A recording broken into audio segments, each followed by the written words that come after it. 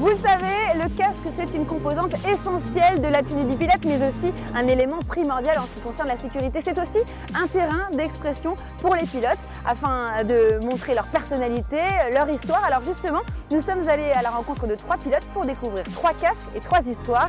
Regardez. La référence de mon casque vient de mon parrain, Sébastien Philippe.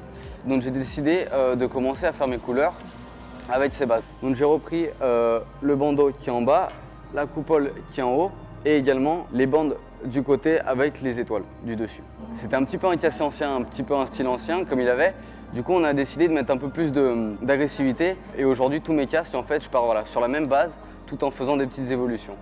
On ne doit pas oublier d'où on vient et c'est toujours bien de mettre quelques signes qui refont penser au tout début, au commencement et ça me tient à cœur. J'ai choisi ce casque, il avait un look assez agressif, ça me plaisait. J'ai choisi le carbone parce que c'est assez léger sur des courses qui durent environ 30 minutes, c'est un atout. Donc le bleu c'est ma couleur, c'est mon identité. On est parti d'un logo, tout le style du logo, je voulais qu'il représente le casque. Et le jaune fluo, ça a toujours été ma couleur. C'est la seule touche que je garde à chaque casque. On essaye d'être au goût du jour, d'évoluer pour changer un petit peu.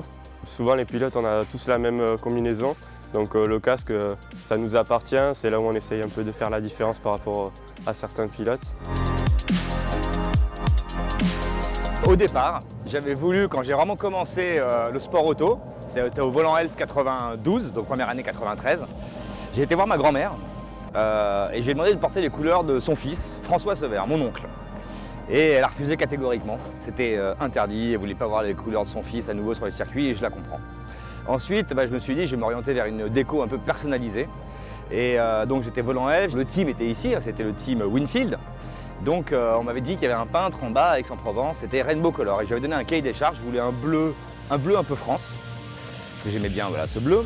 J'aimais beaucoup le rouge Marlboro de l'époque, des années 90, soit un rouge bien pétant, un peu fluo. Donc on le retrouve là. Et puis je voulais pas de blanc. Donc j'aimais beaucoup le gris métallisé. Et je dois avouer qu'au niveau des formes, ce qu'il m'a proposé m'a plu. Donc j'ai pas trop insisté et je l'ai gardé depuis toujours. Il a un tout petit peu évolué.